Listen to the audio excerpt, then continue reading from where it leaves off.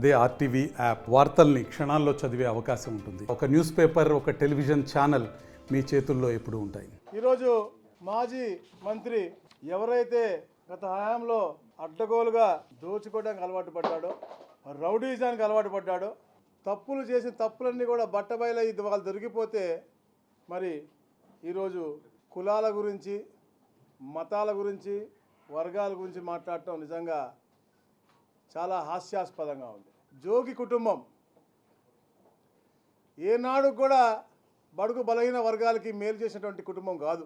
వారి హయాంలో బడుగు బలహీన వర్గాల యొక్క అభ్యున్నతి కోసం కానీ, లేదా వారిలో ఒక చైతన్యం నింపుకొచ్చి వారికి మెరుగైన జీవన పరిమాణం ఇవ్వాలని చెప్పి కానీ ఎప్పుడు ఆలోచన చేయకుండా కేవలం వాళ్ళ కుటుంబం బాగుపడాలి, అడ్డదారులోనైనా డబ్బులు సంపాదించాలనే లక్ష్యంతోనే ఈ యొక్క అంబాపురంలో ఉన్నటువంటి ఒక్క స్కామ్. ఇలాంటి స్కామ్లు ఎన్నో చేశారని వస్తున్నాయి, వెలుగులోకి వస్తూ ఉన్న అన్నిటిపైన కూడా ప్రత్యేక శ్రద్ధ పెట్టి అధ్యయనం చేసి పూర్తిగా విచారణ చేసిన తర్వాతనే యాక్షన్ తీసుకోవడం జరిగింది. ఉదయాన్నే ఆయన మాట్లాడుతూ నోటికి వచ్చినాడు అంటే ఇంకా కూడా అబద్ధాలు, ఎందుకంటే అబద్ధాల పునాదిని పుట్టినటువంటి పార్టీ కాబట్టి, ఆ ట్రైనింగ్ అయినటువంటి పార్టీ కాబట్టి అసలు ఎక్కడ కూడా ఏం చేయలేదు నిరూపిస్తారా అడుగుతారు. తప్పకుండా చర్చకు ఎక్కడికైనా కూడా, ఎందుకంటే ఆల్రెడీ మా అధికారులందరూ కూడా మీతో చర్చించే కేసు పెట్టడం జరిగింది. ఏదైతే ఒక అగ్రిగోల్డ్ యజమాని పెట్టే కేసు మీద అవ్వచ్చు, డబుల్ రిజిస్ట్రేషన్ అవ్వచ్చు, మీరు చేసుకున్నటువంటి రాటిఫికేషన్ డీడ్ మీద ఉన్నటువంటి కార్యక్రమం అవ్వచ్చు, ఇవన్నీ కూడా క్రిస్టల్ క్లియర్గా నిరూపింపబడ్డాయి. కాబట్టే ఈ రోజున మీ మీద కానీ, మీ పుత్రత్వం మీద కానీ, మీ బాబాయ్ గారి మీద కానీ కేసు పెట్టడం జరుగుతాం. రెడ్ బుక్ అంటున్నారు. నిజంగా రెడ్ బుక్ తెరిస్తే మీరు అసలు ఆంధ్ర రాష్ట్రంలో ఉండగలరా అని అడుగుతా ఉన్నాం. మీరు కానీ, మీరు ఎమ్మెల్యేలు కానీ గత 5 సంవత్సరాల్లో వ్యక్తిగతంగా లబ్ధి పొందాలని చేసినటువంటి ఆకృత్యాలు కానీ, అన్యాయాలు కానీ, పేదల పట్ల మీరు చేసినటువంటి కబ్జాలు కానీ, మాకు రోజుకి 80% భూ వివాదాలు వస్తూ ఉన్నాయి. దాంట్లో 75.5% మేము అప్రాక్సిమేట్గా చూస్తే వైసీపీ వాళ్ళు చేసినటువంటి కార్యక్రమాలే. మరి ఈరోజు బెదిరింపు ధోరణిలో మీకు పిల్లలు ఉన్నారు, సమయం మాకు వస్తుందని బెదిరిస్తూ ఉన్నారంటే అంటే మీరు ఎంత దిగజారిపోతున్నారని అడుగుతారు అవకాశవాదిలాగా. ఆ రోజు చంద్రబాబు నాయుడు గారు మంచి కార్యక్రమంలో ప్రజాహితం కోరుకుని కార్యక్రమాలు చేసే రోజుల్లో ఏదో ప్రతిపక్షంలో ఉండగా ఆ ఇంటి పైన కత్తులతో, రాడ్లతో దాడి చేసినప్పుడు నీకు గుర్తులేదా? హుందాతనం గుర్తులేదా? ఈరోజు నువ్వు తప్పు చేసి దొరికిపోయిన తర్వాత కులాన్ని వాడుకుంటా ఉన్నావు. ఆ రోజు అమర్నాథ్ గౌడ్ అనే ఒక చిన్న బాలుడు చనిపోతే నువ్వు వచ్చి కులం అన్నం పెడతదా అని అడిగావు. ఆ రోజు కులం గుర్తులేదా? ఈరోజు గౌడు బిడ్డ లేదా బీసీ బిడ్డ అన్యాయం జరుగుతూ ఉంది అన్నావు. మీ అందరూ కూడా చూడాలి క్లియర్ కట్గా ఆ రోజు ఈ రోజు కూడా అన్న మాటలు. ఎంతకాలం పాటు కులాన్ని తాకట్టు పెడతారు మీరు? కుల సంఘాలుగా వచ్చిన మీ పెద్దలు కూడా అడుగుతూ ఉన్నాం, ఇక్కడ స్థానిక శాసనసభ్యులు అడుగుతూ ఉన్నాం, కులాలు కూడి పెడతాయా? మన కులం మనం కాపాడుకుందాం, కానీ కులాన్ని రెచ్చగొట్టే కార్యక్రమం, ప్రభుత్వం మీద బురద చల్లే కార్యక్రమం. ఒక బలహీన వర్గాల వ్యక్తి జోగి రమేష్ కృష్ణా జిల్లాలో అంచెలంచెలుగా ఎదిగాడు. ఒక బలహీన వర్గాల వాడు, ఒక గౌడ కులస్తుడు ఎదిగితే ఇది అంటే చిన్న బాలుడు 14 సంవత్సరాల బాలుడు చనిపోతేనేమే కులం అన్నం పెడుతుందా? అయితే బీసీ సంఘాలు ఎందుకు వచ్చారు అని చెప్పి బెదిరించినటువంటి వ్యక్తి అంటే నువ్వు ఏమి చేసావని చెప్పి బీసీలు నీ వెనుమంట ఉండాలండి?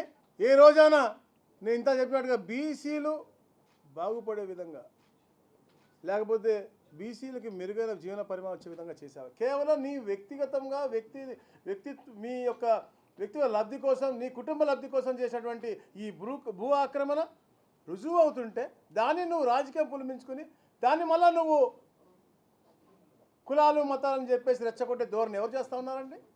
అది జగన్మోహన్ రెడ్డి వైసీపీ యొక్క తత్వం. తెలుగుదేశం పార్టీ ఎప్పుడు కూడా ఎవరిని కూడా మోసపోతూ ఇరికించాలని కానీ ఎవరిని ఇబ్బంది పెట్టాలని ఆలోచన చేయదు. అలా చేసే తత్వం ఉంటే ఈ రోజున మీ 175 మంది ఎవరైతే గతంలో ఇన్ఛార్జ్గా ఉన్నారో అప్పుడు ఎమ్మెల్యేలుగా ఉన్నా ప్రతి ఒక్కరు కూడా బయట తిరిగేవాళ్ళు కాదు. మీ పర్సనల్ విషయాలు ఉంటాయి, వాటిల్లో ఎప్పుడు దూరం. ఇది పగడబందీగా మీరు హయాంలో ఉన్నప్పుడు అన్యాయంగా పక్కన ఉన్నటువంటి అగ్రిగోల్డ్ భూమిని కబ్జా చేశారు కాబట్టి అది రుజువైంది. కాబట్టి గతంలో కూడా దీన్ని అన్ని పత్రికల్లో కూడా క్లియర్గా వచ్చాయి. కాబట్టి దానిపైన పూర్తి అధ్యయనం చేసి పూర్తి సాక్ష్యాధారాలతో ఎవరైతే రాజీవ్ ఉన్నారో, ఎవరైతే వెంకటేశ్వరరావు ఉన్నారో వాళ్ళన్ని పత్రాలు కూడా అన్నీ తీసుకుని వచ్చి తద్వారా విచారణ చేస్తాం. చట్టం దాన్ని పని చేసుకుంటా ఉంది తప్ప ఎక్కడ కూడా రాజకీయ జోక్యమే లేదు. ఇది తప్ప అంటే నువ్వు చేసిన అంటే ఇప్పుడు నువ్వు చేసింది చేయలేదా, నువ్వు డబుల్ రిజిస్ట్రేషన్ ప్రాపర్టీ చేయలేదా, లేకపోతే నువ్వు రాటిఫికేషన్ చేసినటువంటి పరిస్థితి నిజం కాదా, నువ్వు 5 కోట్లు విలువ చేసే సొమ్ము దోచుకునేది నిజం కాదా, ఆ మాట మాట్లాడకుండా నువ్వు కేవలం బురద వేసే విధంగా పార్టీ మీద అలాగే రెచ్చగొట్టే విధంగా కులాల మీద మాట్లాడటం ఇది సబబు కాదు. ఇది ఒక సుపరిపాలన. చంద్రబాబు నాయుడు గారు ఎప్పుడు కూడా తెలుగు ప్రాంతం అంతా కూడా సుభిక్షంగా ఉండాలని చెప్పి ఆలోచించేటువంటి వ్యక్తి. ఇట్లాంటి బెదిరింపులకు ఎవరు కూడా ఇక్కడ బెదిరిపోరు. మీకు పిల్లలు ఉన్నారు, మాకు సమయం వస్తుంది అని తప్పుడు మాట చేసిన తప్పుని సరిదిద్దుకుని క్షమాపణ చెప్పి చట్టపరంగా ఎలా జరుగుతుందో అలా చేయాలి. కానీ ఎక్కడ కూడా ఇలాంటి తప్పుడు మాటలు మాట్లాడితే మేము ఎప్పుడు కూడా క్షమించామని చెప్పేసి కూడా మిమ్మల్ని హెచ్చరిస్తూ ఉన్నామని చెప్పేసి కూడా తెలియజేస్తూ ఉన్నాం. మీకు అందరికీ తెలుసు, తెలుగుదేశం పార్టీ అనేది ఎప్పుడు కూడా ఒక డిసిప్లిన్తో పోయే పార్టీ. ఎవరైతే తప్పు చేశారో వాళ్ళని తప్పకుండా శిక్షిస్తుంది. అలాగే పేదవాడిని అలాగే ఎవరైతే ఇబ్బంది పడ్డారో వాళ్ళని కూడా రక్షిస్తుంది. ఆ క్రమంలో చేసే విధి విధానాల్లో మీకు అలా కనపడతా ఉందేమో కానీ ఎక్కడ కూడా ఎవరికి కూడా కక్ష సాధింపు చర్య అనేది ఎక్కడ లేదు. వీళ్ళు చెప్పేది ఏంటంటే రెడ్ బుక్ విధానం అనేది కక్ష సాధింపు విధానం, కానీ ఎక్కడ కూడా రెడ్ బుక్ అనేది కక్ష సాధింపు విధానం కాదు. వీళ్ళు చేసిన అరాచకాలకి బలైనటువంటి ఇబ్బంది పడినటువంటి వ్యక్తులు చేసినటువంటి కంప్లైంట్స్ మూలంగా లేదా వారికి పరిష్కరించే విధంగా మేము ఈ యొక్క కార్యాచరణలో పోతా ఉన్నాం తప్ప మా వ్యక్తిగత లాభమో లేకపోతే మా కుటుంబ సభ్యులు లేదా మా పార్టీ వాళ్ళ వ్యక్తిగత లాభం కోసం ఎక్కడ కూడా ఏ కార్యక్రమం చేయట్లేదు. ఇది కేవలం ప్రజా సుభిక్ష పరిపాలనగా చేయడం కోసం మేము చేసినటువంటి కృషి తప్ప ఎక్కడా లేదు. అంటే కులాల ప్రస్తావన తేవడం వెనక రాజకీయ దురుద్దేశం ఉందనుకోవాలా, లేకపోతే ఇది కూడా ఒక కుట్రపూరితమైన చర్య? డెఫినెట్లీ దురుద్దేశమే. అంటే గతంలో ఇప్పుడు చూపించాను, 14 సంవత్సరాల చిన్న బాలుడు అమర్నాథ్ గౌడ్ని చేస్తే మేము ధర్నాలు చేస్తూ ఉంటే కుల సంఘాలు బీసీ సంఘాలు ధర్నాలు చేస్తూ ఉంటే కులం అన్నం పెడుతుందా అంటే అక్కడికి వచ్చి ఏం మాట్లాడాలండి? ఆ కుటుంబానికి న్యాయం చేయాలి. ఆ రోజు ఏమో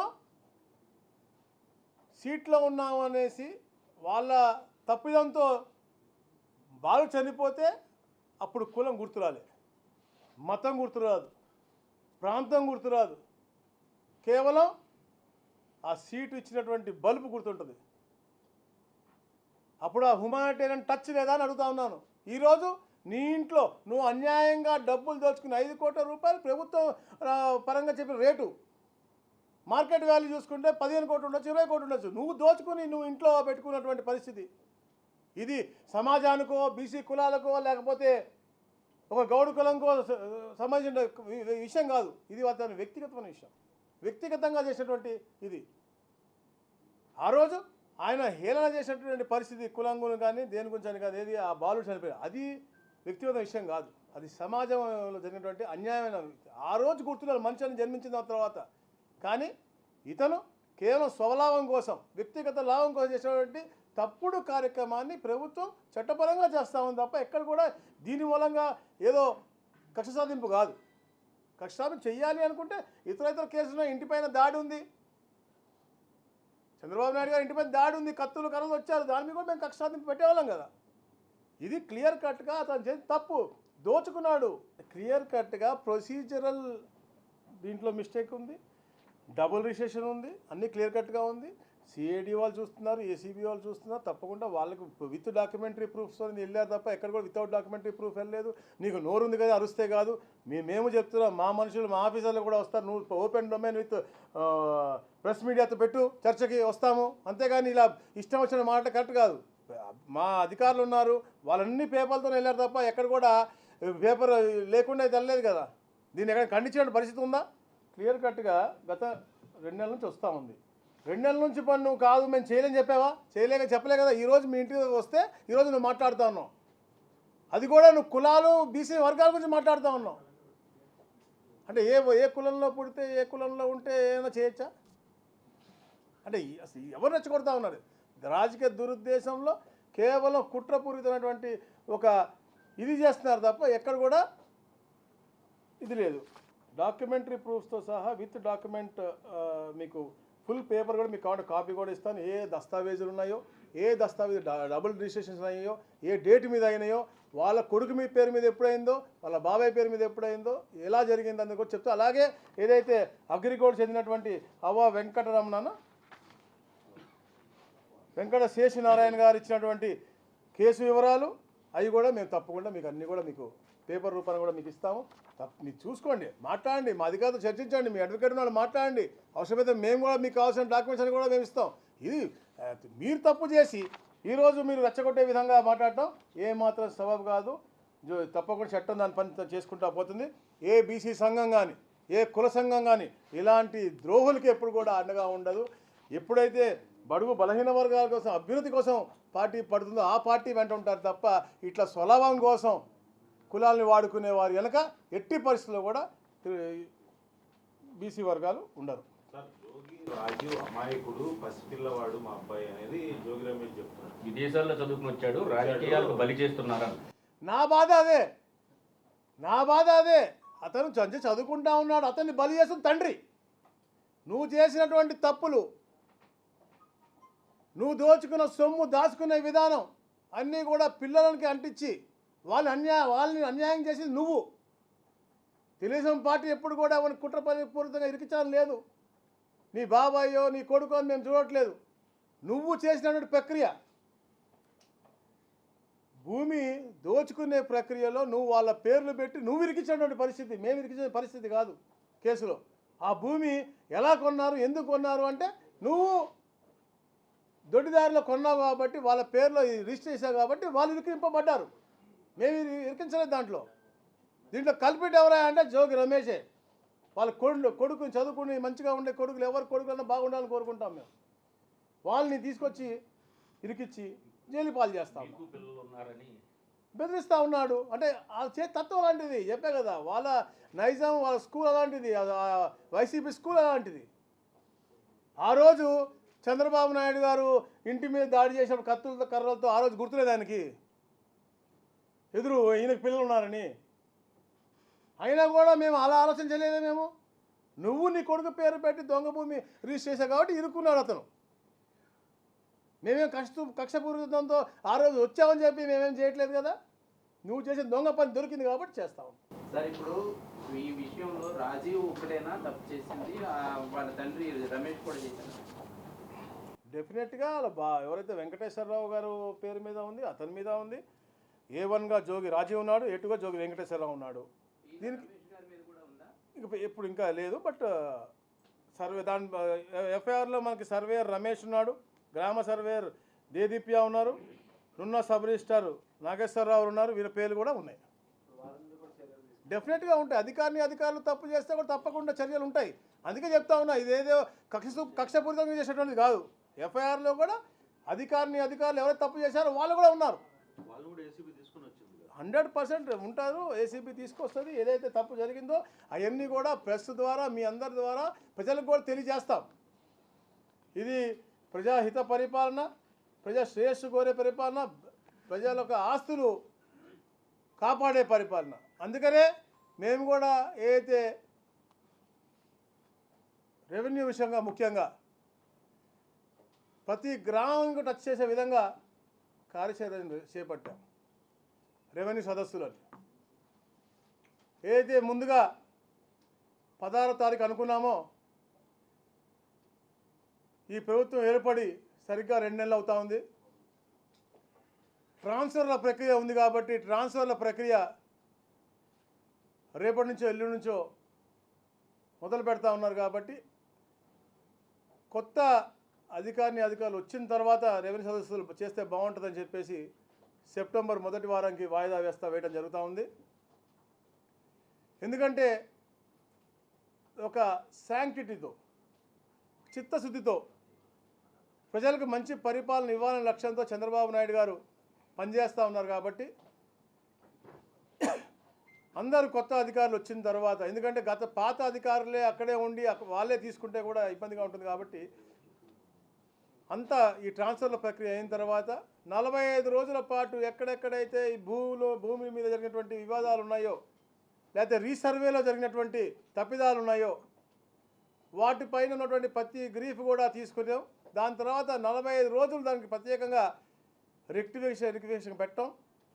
ఈ యొక్క 45 రోజులు మొదటి 45 రోజులు ఎప్పుడైతే అజీలు తీసుకుంటా ఉన్నారో అప్పుడు కూడా జిల్లాకు ఒక నోడల్ ఆఫీసర్గా ఒక ఐఏఎస్ అధికారిని వేయటం, తర్వాత ప్రతి గ్రామంలో జరుగుతున్నటువంటి పనితీరు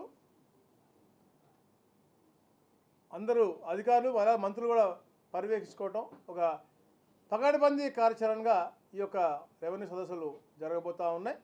ఈ యొక్క ట్రాన్స్ఫర్ల మూలంగా ఒక 15 రోజులు వాయిదా వేయడం జరుగుతూ ఉంది. ఇప్పుడు ఈ ల్యాండ్ని ఏం చేస్తారు సార్? ఇప్పుడు అరెస్ట్ చేశారు అగ్రిగోల్డ్ భూమిని, మీరు ఏం చేస్తారు? అంటే గవర్నమెంట్ స్వాధీనం చేస్తారు. It is basically sub judice. We are not suppose to talk and we are not suppose to even deal with it. ఇతను అంత ధైర్యంగా ఆల్రెడీ, ఎందుకంటే మనందరికీ తెలుసు అగ్రిగోల్డ్ భూములన్నీ కూడా కస్టడీలో ఉంది. అది అక్కడ ఎట్టి పరిస్థితుల్లో కూడా ఇంకో రిజిస్ట్రేషన్ జరగటానికి కానీ లేదు. అక్కడ ఉన్నటువంటి కొందరు అధికారులు ఒక తప్పిదం అవ్వచ్చు, ఇతను చేసినటువంటి ప్రెజర్ అవ్వచ్చు, సరే ప్రెజర్ చేసినా కూడా అధికారులు చేయకూడదు, తప్పిదం చేశారు. So it is already in sub judice. So let the court decide. You are not the sir assignments free hold 3 months registration ఎలా చూడాలి to give better this thing to the assignees అండి. ఎందుకంటే అసైన్మెంట్ అనేది ఈ రోజుది కాదు, ఎన్నో సంవత్సరాల నుంచి మనకి చేస్తూ ఉన్నారు. దాంట్లో ఆ ప్రక్రియలో ఎన్నో అవకతవకలు జరిగాయని చెప్పేసి మనకు తెలుస్తాం. అంటే ఏది బిఫోర్ దిస్ ఆల్సో చేతులు మారటం, దాని తర్వాత ఈ మధ్యకాలంలో మనకి ఎనీవేర్ రిజిస్ట్రేషన్ వచ్చిన తర్వాత కొన్ని ఫ్రాడులెంట్ రిజిస్ట్రేషన్ జరగటం, ఇవన్నీ చాలా మా దృష్టికి వస్తూ ఉన్నాయి. నిన్న కూడా వచ్చింది ఒక అసైనీ దగ్గర నుంచి ఒక ఆయన తీసుకున్నాడు, ఇతను 80 ఎకరాలు వీళ్ళ గ్రూప్ తీసుకున్నారు. కాకపోతే ఎనీవేర్ రిజిస్ట్రేషన్ పెట్టేసేసి ఫ్రాడులెంట్ ఆధారాలు పెట్టి గన్నవరంలో రిజిస్టర్ చేశారనేసి అలాంటి గ్రీఫ్స్ కూడా వస్తూ ఉన్నాయి. అంటే రకరకాలుగా వస్తున్నాయి. సో బేసిక్గా మేము ఎందుకు హోల్డ్ చేసామంటే నీడ్ టు స్టడీ అసైనీస్ ఎవరు, ఏ కులము లేకపోతే ఏ పర్పస్ మీద వాళ్ళకి అసైన్ చేయడం జరిగింది, తర్వాత ఎవరు కొన్నారు, ఇది ఎప్పుడైతే ఈ ఆర్డర్ వచ్చిన తర్వాత జరిగిందా, ముందే జరిగిందా, ప్రీడిటర్మినెంట్గా ఇల్లీగల్గా జరిగిందా, ఇవన్నీ కూడా అధ్యయనం చేసి దాని తర్వాత రిజిస్ట్రేషన్ జరిగిన ప్రక్రియ పేర్లు అన్నీ కూడా చూసుకుని దాని తర్వాత కేస్ బై కేస్ స్టడీ చేసి తప్పకుండా న్యాయం చేస్తాం. దాని తర్వాత అలాగే ఏదైతే ఈ 22A మిస్లీడ్ చేసే విధంగా ఇష్టానుసారంగా గత ప్రభుత్వం వాళ్ళకి కావాల్సిన వాళ్ళకి తీసేయటం, వాళ్ళకి భూమిని అమ్మకపోతే 22Aలో పెట్టడం చాలా జరిగినాయి అవకతవకలు. అవన్నీ కూడా క్రమబద్ధీకరణ చేయాలి అంటే క్షేత్రస్థాయిలో పూర్తిగా అధ్యయనం చేసి కేస్ బై కేస్ స్టడీ చేసి ప్రజలకు మేలుపడే విధంగా ఈ యొక్క కార్యక్రమం ముందు తీసుకెళ్ళాలని లక్ష్యంతో 3 నెలల సుదీర్ఘమైనటువంటి కార్యక్రమం పెట్టాం. లాస్ట్ గవర్నమెంట్ కొన్ని అమెండ్మెంట్స్ చేసింది అసైన్మెంట్స్ మీద. ఇప్పుడు దాన్ని అలా కంటిన్యూ చేస్తారా లేకపోతే దానికి అదే చెప్తున్నప్పుడు అమెండ్మెంట్స్ ప్రాపర్గా ఇంప్లిమెంట్ చేయలేదు, ఇల్లీగల్గా ముందుగానే వాళ్ళు అది తెలుసుకుని చేస్తామని చెప్పేసి తెలిసి అసైనీకి అన్యాయం జరిగే విధంగా 10% 20% ఇచ్చి కొనుక్కొని అన్యాయం చేశారు. సో అవన్నీ కూడా కేస్ బై కేస్ స్టడీ చేసి ఏదైతే న్యాయపరంగా జరిగినాయో అవి వదిలేసి అన్యాయంగా జరిగి ఏదైనా గ్రీఫ్ ఉంటే తప్పకుండా ఒక న్యాయం జరిగే విధంగా చేస్తాం. ఇబ్బందులు ఉన్నారు కదా, రెక్టిఫికేషన్ ప్రాసెస్ ఉంటుందన్నారు. అది ఎప్పుడు స్టార్ట్ అవుతుంది? Simultaneous 45 days will be for taking grief అంటే తర్వాత 45 days ఫర్ రెక్టిఫికేషన్. హోల్డ్ చేశాం కదా, అది ఇంకొక 15 days ఎక్స్టెండ్ అవుతుంది. డెఫినెట్గా దానికి సపరేట్ మెమో వస్తుంది brother, తప్పకుండా. రెవెన్యూ ఇంపాక్ట్ జాబితాలో గవర్నమెంట్ ల్యాండ్స్ కూడా ఉన్నాయి అని చెప్పి అంటున్నారు. ఎంతవరకు ఉండి ఉండొచ్చు? అదే ఎగ్జాక్ట్ ఫిగర్ అయితే తెలియదు. రకరకాలుగా అంటే రికార్డ్స్ అనేది ఇట్లా కూడా మారుతాయా అనేది ఒక ఆలోచన కలిగించే విధంగా గత 5 సంవత్సరాలు జరిగినాయి. తప్పకుండా గతంలో ఏదైతే ఇనామ్ యాక్ట్ ఉండొచ్చు, అబాలిషన్ యాక్ట్ ఉండొచ్చు, ఎస్టేట్ ల్యాండ్స్ ఉండొచ్చు, తిరుపతి పోతే మఠం భూములు అవ్వచ్చు, అసలు రకరకాల భూములు కబ్జాలు గురైనాయి. అసలు యాక్ట్లని అసలు ఎక్కడ కూడా పట్టించుకోకుండా దాంట్లో ఉన్నటువంటి అన్ని యొక్క పాలసీలు కూడా ఇష్టానుసారంగా మార్చేసి వాళ్ళు కబ్జాలు చేశారు. ఇవన్నిటిపైన అధ్యయనం చేయడానికి కోసమే ఈ సుదీర్ఘమైనటువంటి ప్రక్రియ ఇదొకటి. అంటే అధికారులు పొలిటీషియన్స్ అందరూ కూడా ఇన్వాల్వ్ అయ్యి ఈ కార్యక్రమం చేపడతాను. ప్రతిష్టాత్మకంగా తీసుకుని ముందు ఈ ల్యాండ్ రికార్డ్స్ అన్నీ కూడా రెక్టిఫై చేసి దాని తర్వాత మళ్ళా ఈ రీసర్వేని పగడ్బందీగా చేసి ఒక మంచి వాతావరణం. ఎందుకంటే ఈ రోజున ఏ ల్యాండ్ లార్డు హ్యాపీగా లేడు. రీసర్వే జరిగిన ప్రాంతంలో రీసర్వే సరిగ్గా జరగలేదు, మాకు ల్యాండ్ తక్కువైందనో, లేకపోతే ఎల్పిఎం నంబర్లు ప్రాపర్గా ఇవ్వలేదనో, సబ్ డివిజన్ చేయలేదనో అదొక ప్రాబ్లం ఉంది. చెయ్యని దగ్గర ఇట్లాంటి కబ్జా ప్రాబ్లమ్స్ ఉన్నాయి. సో ఇలాంటి ఎక్కడ ఇబ్బంది లేకుండా రీసర్వేలో జరిగినటువంటి ఇబ్బందులన్నీ కూడా రెక్టిఫై చేసి మిగతా ఊర్లలో కూడా రీసర్వే పూర్తి చేసి అందరికి కూడా నూతనమైనటువంటి పాస్ పుస్తకాలు కూడా నాన్ టేరబుల్ మంచి క్వాలిటీ ఉన్నటువంటి సెక్యూరిటీ నామ్స్ ఉన్నటువంటి, అంటే ఏదో డూప్లికేట్ చేయలేరు. గతంలో ప్లాస్టిక్ భూ హక్కు పత్రాలని చెప్పేసి నవరత్నాల ఫోటో వేసి ఇచ్చారు. అలాంటివి కాకుండా రాజముద్రతో ఒక మంచి పాస్బుక్ తయారు చేసి కూడా వాళ్ళందరికీ కూడా ఇచ్చే ఏర్పాటు కూడా ఈ ప్రభుత్వం చేస్తాం. ఎనీవేర్ రిజిస్ట్రేషన్లో కూడా అధ్యయనం చేస్తూ ఉన్నాం. ఎందుకంటే కొందరు అధికారులు చేసే తప్పిదాల మూలంగా ఎనీవేర్ రిజిస్ట్రేషన్లో కొన్ని ఇబ్బందులు జరుగుతున్నమాట వాస్తవం. అది ఏం కానీ అవన్నీ కూడా స్ట్రీమ్లైన్ చేసే విధంగా, అంటే వెబ్ ల్యాండ్ నుంచి తీసుకునే విధానంలో ఇంటిగ్రేషన్స్ అనేది కొన్ని దగ్గర ప్రాబ్లమ్స్ ఉన్నాయి కాబట్టి దాన్ని ప్లస్ పాయింట్గా తీసుకుని కొందరు అధికారులు తప్పు చేస్తూ ఉన్నది మా దృష్టికి వచ్చింది. దాని మీద రెక్టిఫికేషన్ చేసే విధంగా కూడా తప్పకుండా, ఎందుకంటే today's world we can do registration anywhere but in proper process. ఆ ప్రాసెస్ ప్రాపర్ చేయట్లేదు కాబట్టి ఇబ్బందులు వస్తున్నాయి. అవన్నీ ఇంటిగ్రేట్ చేసి టెక్నాలజీని వాడి ఇబ్బంది లేకుండా చేస్తాం. మరిన్ని వీడియోస్ కోసం ఛానల్ ని సబ్స్క్రైబ్ చేయండి. లేటెస్ట్ అప్డేట్స్ కోసం వాట్సాప్ ఛానల్ ని ఫాలో చేయండి. అండ్ లింక్ డిస్క్రిప్షన్ లో ఉంది.